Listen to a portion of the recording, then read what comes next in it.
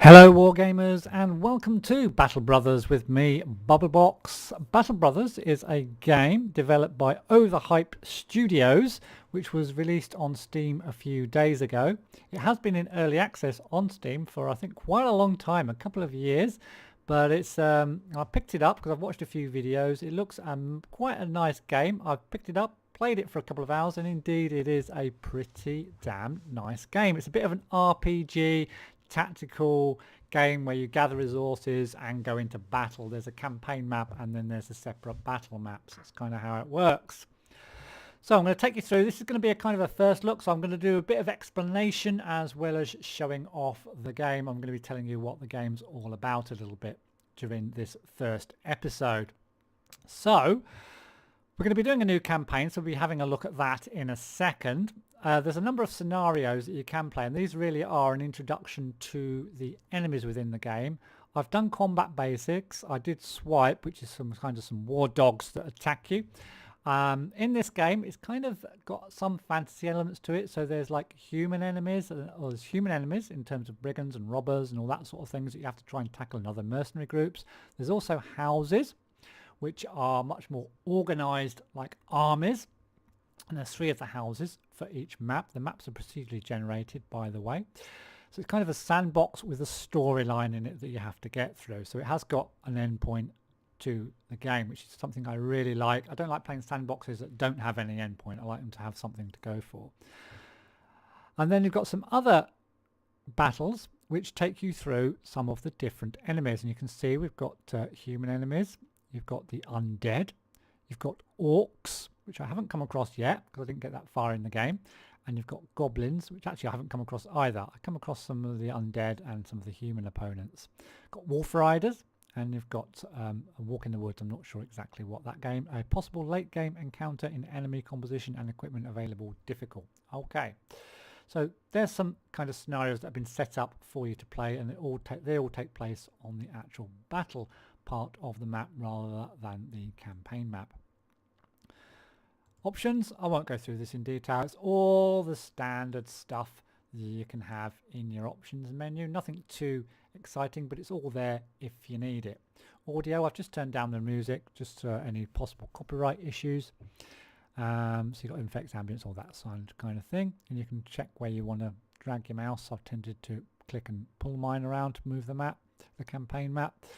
And then gameplay, there's some certain things you can have on and certain things you can have off, but a number of these you can also toggle from the screen in game as well, so that's quite useful. Okay, so what we're going to do is we're going to head into a new campaign. I'm going to call ourselves something first, so we need a company name, a name for our mercenary companies, so that will be what we'll be known as throughout the lands, and we're going to be called Bubbles. Now, I thought about Marauders, well I don't know how to spell it, so Marauders, is that how you spell Marauders? I think it is. So we're going to be Bubbles Marauders is what we're going to be known as, and we need to choose ourselves a banner. There's a number of different banners. I don't fancy the skeleton with a snake round it. The bear, that looks pretty cool. Oh, that looks pretty cool. Yeah, the dragon. I'm liking the dragon. Swords, that's pretty nice as well. Don't want to be a sun. We don't want to be all sunny. Don't like that one. Green, nah. Oh, decapitated person. Cross. Oh, the undead.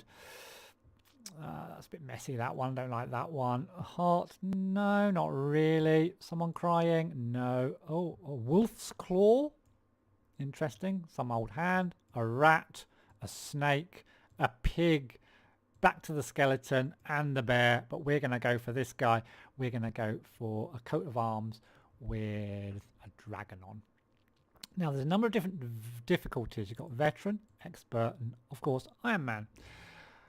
Now then, when I was trying this out, I've tried it out for a couple of hours and I was doing it on veteran, and to be honest I went through it 3 times and I didn't make it. So I'm going to this time do it on beginner because I don't know the game well enough. I know it okay because I've read some sort of guides and I've had a look at some YouTube videos and that. So I kind of know what I'm doing to a certain extent. But we're going to be going through it reasonably slowly, especially in this first couple of episodes. Then we'll speed up as we get to know the game. I don't know what the jump is from beginner to veteran, but veteran was quite difficult for me anyway. So we're going to go for beginner. It says more starting funds, lower prices, less challenging contracts, and opponents able to carry more resources. And I think that's good just for the sakes of this particular let play. If I was playing on my own, I'll probably go for veteran, provides a balanced playing experience that can be quite challenging, recommended for veterans. And if we get through this let's play, or even if we get stopped early but we kind of know the mechanics, then I might go for veteran next time if we play it again. Expert, less starting funds, more challenging contracts and opponents. Lower contract payments, deserters will take their equipment with them. Okay, and then there's Iron Man, of course, where, yeah, it just auto-saves all the time. Right.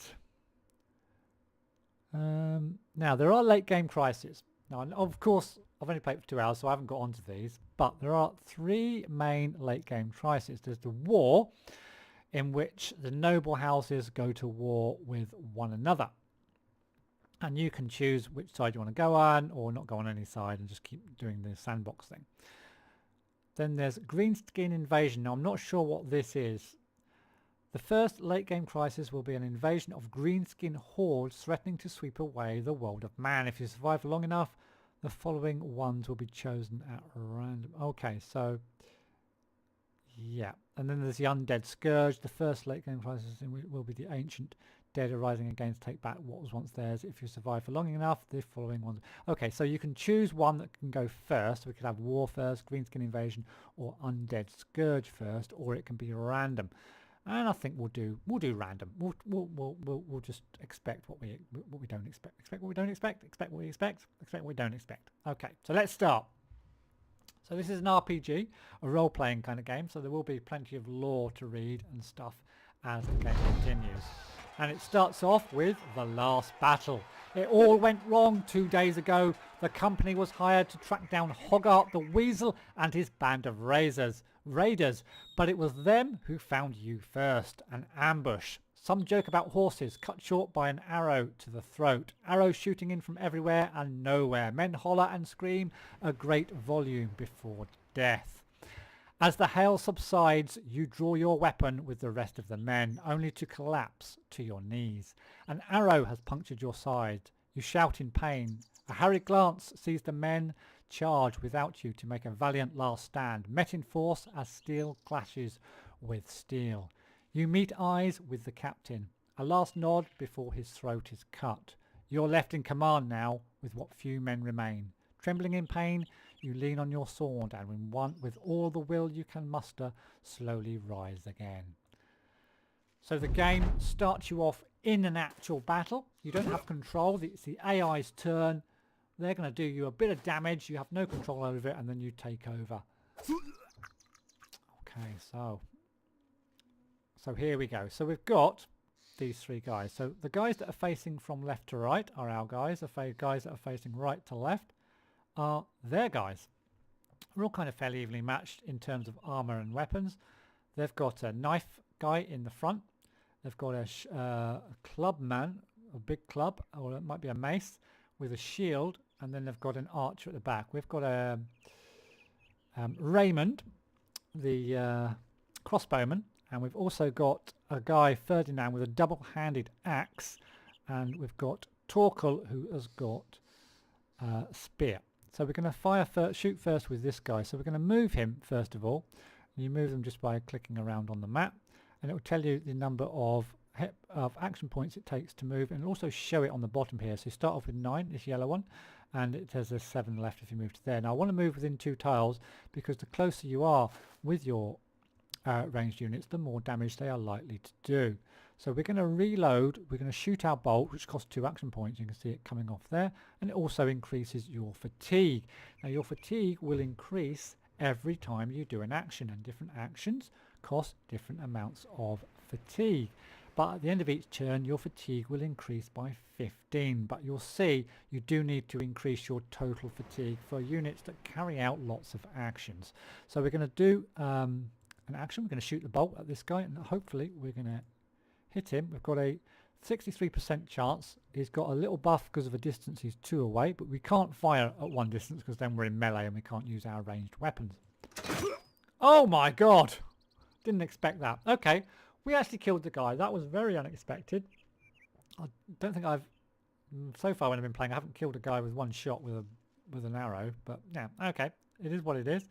So we can actually move him forward a little bit, maybe. Yeah, let's move him forward to there, and we're going to stop him. You can either pass his turn or you can end his turn. So we're going to like wait a bit while we move our other guys. And in fact, their archer, I guess that's Hogarth the Weasel. Yeah, he's legging it already, and he's left his poor guy up here, this brigand thug up there, to deal with us. So we're going to move up here. Now, he can't really do much more. He could move up and engage, but we'll let this guy come to us, actually, and we'll just stop there. And we'll move this guy up. That's going to cost us 4 action points. As you can, 4 action points. It's 2 plus 2, as you can see. And then he will still have enough action points to do this, a shield wall. And a shield wall will give you certain buffs if they attack you. So it gives us plus 15 melee defense for 1 turn and plus 15 range defense for 1 turn as well. And it gives an additional plus 5 defense against all attacks. So our guy here will also get a little bit of a buff as well. So we'll do a shield wall. So he's going to come forward, probably attack us, and we'll end Raymond's turn. So is he going to come? He comes for us. He's actually going for our double-handed axeman. So we can shoot a bolt at this guy with reload. We've got enough points to reloading these.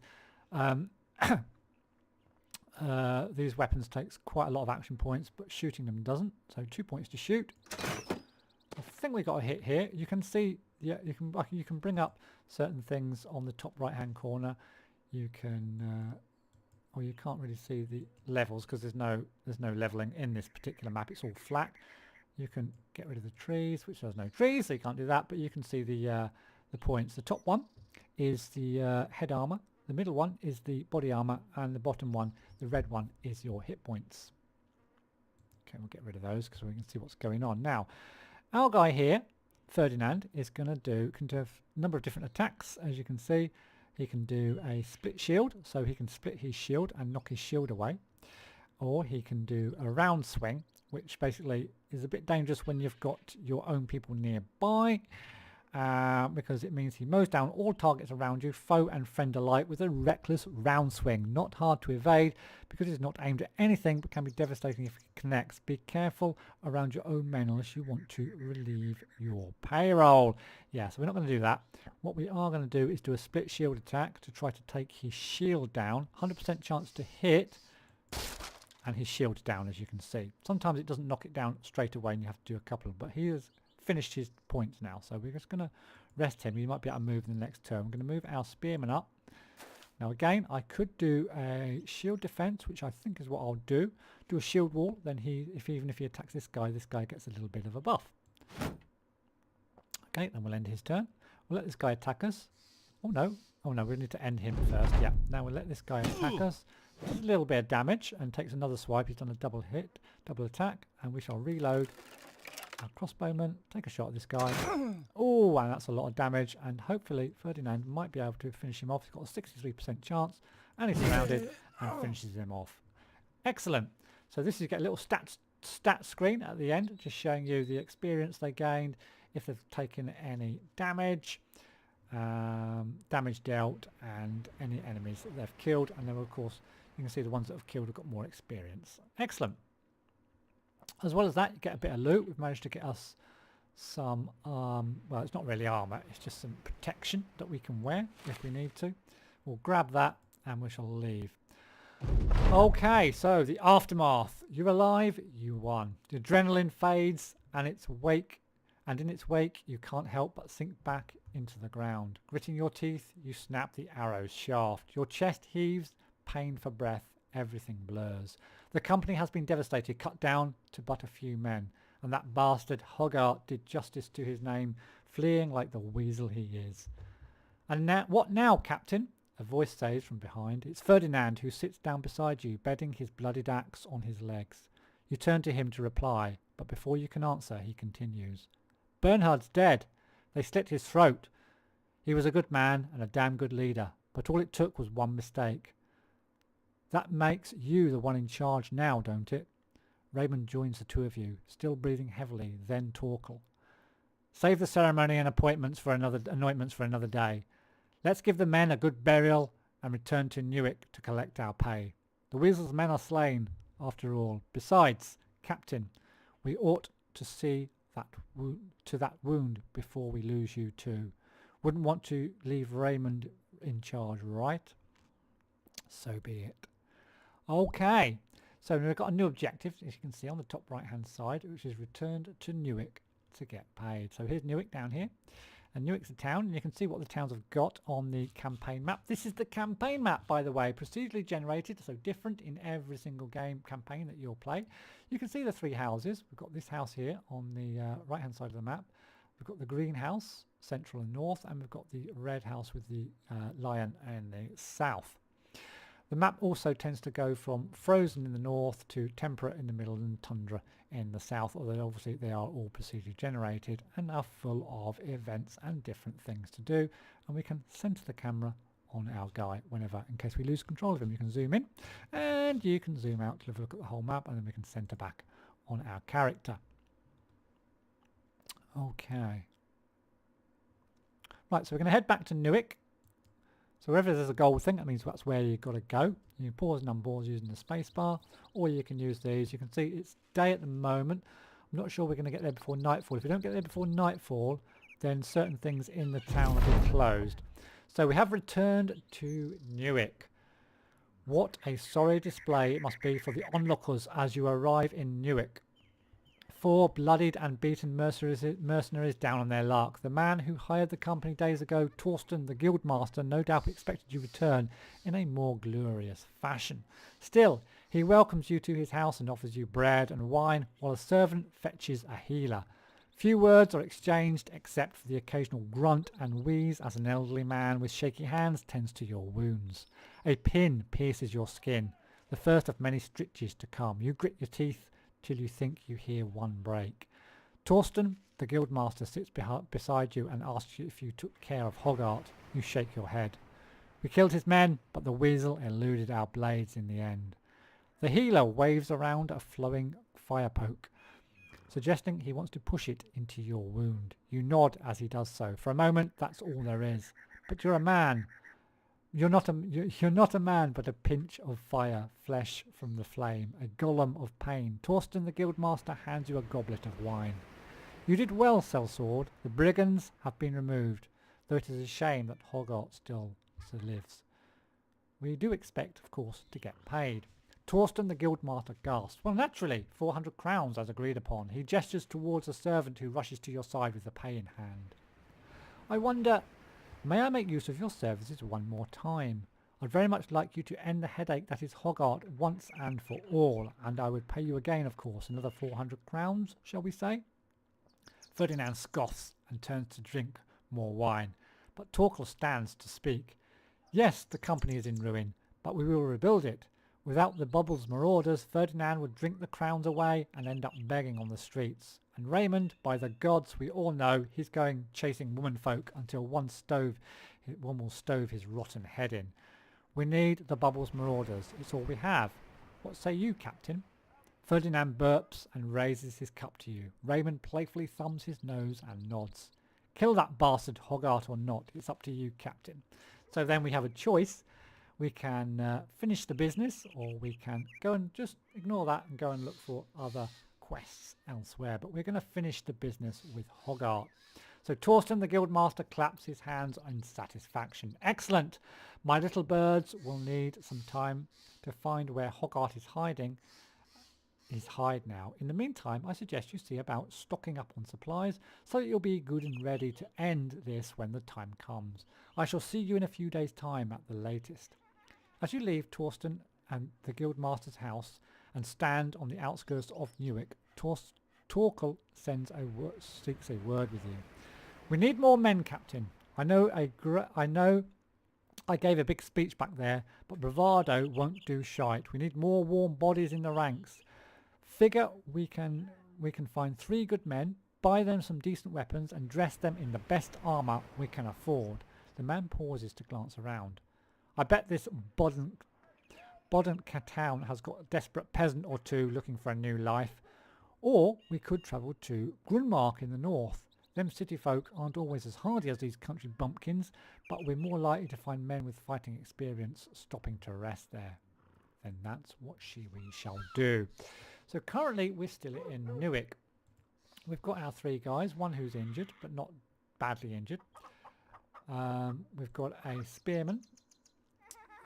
We've got a double-handed axeman, and we have this guy who's our main archer. But we need more, so we can hire. Now in this town we've got Radulf, who's a fisherman, and each one of these guys will cost a certain amount of money to hire, but also you need to pay them every single day a certain amount of gold coins. So I think there's 2 fishermen. Fishermen I quite I'm tending towards getting like fishermen and people like that for early on.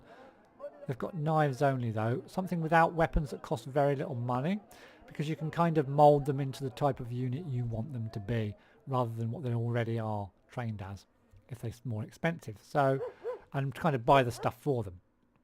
Hartwig is actually, he's only got a knife, but he's kind of, yeah, he's probably got quite a lot of experience already.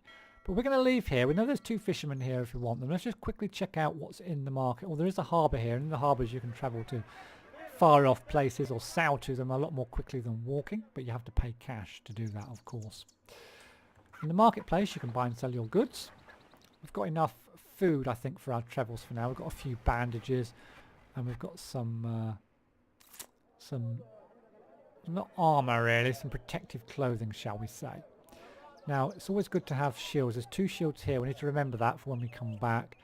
They've also got some javelins and some hatchets and some bludgeons and a short bow. Okay, so at least we know what's here. So let's head off. Let's leave this place and head off to Grunmark. So as you travel around the map, if you travel by road, it's really fast. Travel across mountains, it's really slow. Travel across marsh, it's really slow. And travel across greenland or steppe, it's kind of intermediary. So it does take longer. And remember, you are paying you're paying your units, and you are all the time they are the time passes. Along the way, as Grunmark's skyline appears on the horizon, Raymond seeks a word with you. Never been to Grunmark before, but I've been around those ones that look like it. Cities like this are great for selling goods, as all these prissy pompous pricks love to have their goods delivered. With so many merchants you can find almost everything you need to. Keep an eye out for bargains and don't get swindled by them cutthroat merchants. Ferdinand seems fit to add his own opinion to what you should do. If there's a good tavern, I say that's where we should go first. Nothing helps a man down on his luck more than a good pint. God knows we've earned it. Raymond shakes his head. You say that every time we stop in town. You say that even when you're already drunk. I'll keep it in mind. Okay, so we'll continue on our way to Grunmark. Check out what they've got going on in there. By the way, when I played on veteran difficulty, I never had anywhere near this amount of gold to spend at the start. So you can see it's a much bigger town. They've got a barber, and in the barber you can kind of change what your guy looks like. If you want, you can kind of just alter them around. We'll kind of leave ours as they are. And then they've got a temple. In the temple you can actually repair men that are seriously wounded, so that's what that's for. And then there's a tavern whereby you can get information about what's going on in the area, or you can pay to get the men's spirits up and make them a little bit happier, so they're less likely to do bad things or leave you or anything. First of all, let's check out who is for hire. There's quite a lot of people we can hire here. We've got Lothar the Day Tailor. I'd rather just take someone without anything, to be honest. A beggar. He's really cheap. Will he be any good at anything? We could get him as an archer. Let's take the beggar. I know they're really cheap. You can see the ones that are already got like 4. We could get him, but 4,400. He's really experienced already. Got lots of armor and everything as well. No, I'm going cheap. Magnus, what's he? He's a servant. We'll grab Magnus as well. He only costs 5 a day. I know I'm such a cheapskate, and we'll get Hacklon as well, as long as he hasn't got anything too wrong with him. Yep, we'll grab him. So we're up to 6 guys, which was what we were asked to do. Now your 6 guys, we'll show you what they can do with their weapons. We've seen that already, but they've also got a number of different perks, or whatever you'd call these. So for example, this guy is got +5 in melee skill. He has 25% chance to start a battle in a confident morale, so he's less likely to rout. And he has the double grip. This character can get a firm double grip on his weapon and inflict additional damage, so he can do +25 additional damage with his second hand free. Okay, that's interesting. This guy's got clumsy, so he's got actually -5 melee, so he probably want him to be an archer or something like that. That's just some background information on each character. He's in good spirits as well. This guy has got an iron jaw. Okay. He's content. What about our double-handed axeman? He is quick, so he's got +10 initiative. That means he'll fight earlier. He's an optimist. That's okay. And he's content. Yeah, I think he'll do as our main double-handed axeman to start with. And here we have this guy. He's brave, so he's got +5 resolve, determined, confident morale. Okay, that's all pretty decent. Okay, so back to what we were doing. We've got to get these guys armor and weapons. So I'm going to probably we'll go for 2 archer types. Now there was a bow in the old place, which was quite cheap. And we're going to want 2 shields. There was a shield in the other place as well. So we're definitely going to need to buy 1 shield here, and I want some headgear also. So let's check out what's in the market.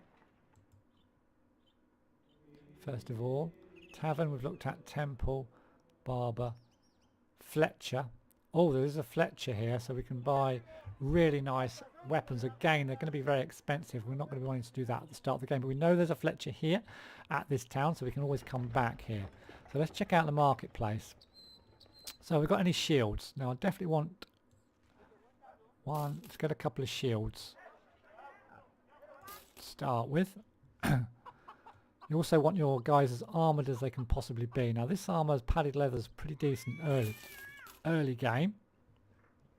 So we'll grab that. Padded armour. We could get a helmet for our big guy. In fact, our big guy we're going to give the padded armour and the helmet, I think. You can see our money dwindling really fast. We're also going to need, have we got any more spear? We could put up spear walls. These hooked blades are pretty good because they've got a range of 2 tiles. I'm tempted to take that, actually. I've 3 men in front, 3 behind. Let's take that as well. It's one of our weapons. And then cleavers are quite good as well early game. Kind of primitive sword type weapon. Do a fair amount of damage. Let's just see what we've got so far. Right, okay, so this guy, rather than having a bow to start with, we're going to give, that would give us 3. We could hire 1 more guy actually, but no, that's just going to cost us too much in food. So we're going to give this guy the cleaver. So he's going to be able to poke that through the front guys. We're going to take that off and we're going to give him this shitty thing to wear because he's in the back line. He doesn't need anything. No, that's... Oh, what am I doing? That is for Hakon because he's right at the back. Okay, we're also going to give him the bandages that he can distribute if necessary. Now, the big tough guy is going to be this guy. So we're going to give him the best armor and we're going to give him the best helmet because he's going to be out in front. He's going to be our tank. He's going to be taking the damage and hopefully wielding out the damage as well. Although, I don't know though, it might be better to give them to one of the shield guys. Yeah, thinking about it. What we'll do, we'll give this guy decent armor and something decent on his head.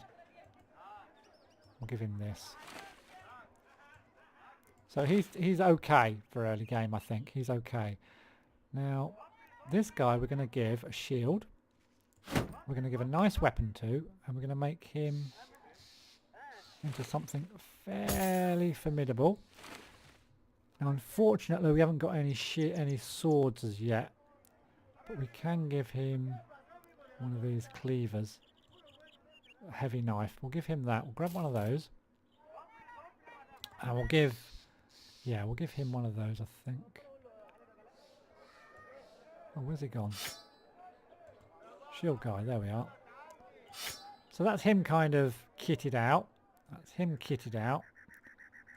Now then, this guy is our malicious spear guy. So what's he got? He's got decent-ish stuff. We'll give him something for his head. Okay, so then it's just... This guy's already okay, I think. He's got a little knife as well. And he's got that. So basically it's just this guy now to sort out. We need a club. Can we get a better weapon for him? I can give him some clothing. 20, 65, 65. So we've still got a 65 clothing. We can give it maybe this guy. Give him some better clothing. There. Okay. Yeah. That's not too bad. So it's just this guy. We can give him the shield. And the club. Yeah, I'm not too keen on the club. Can we get him a better weapon? Let's check out the market again. I'm wondering whether to give him another cleaver, or we could give him an axe. Cleaver's 80% against the armour. Axe is 110 against armour. Let's make him into an axe guy, shall we? Axes are quite... Whoa, I can't even afford an axe. Okay, whoa, whoa, whoa, whoa. We'll have to make him into another spear guy. And we're getting really low on cash, and I've still got to pay my guys, so we're going to have to sell some stuff. Get rid of that, get rid of that, get rid of that. Okay, so we're going to make him, and we'll sell that. You're going to be our spear guy on the other side. We've got two spear guys, and cleaver guy, two-handed axe guy, a couple of ranged guys as well. That'll do, I think, and we'll just sell this, I think. Real quick. Okay. Let's leave that, and we shall leave this place. And next we are going to be returning to Thorsten the Guildmaster in Newick. Where are we at the moment? We're in Grundmark. Yeah, so we're returning to Newick, and then we're going to be doing battle, I hope, with Heinrich was his name? Yeah. So we'll do that in the next episode. Hope you enjoyed this little first look at this pretty nice game. And I'll see you in the next one.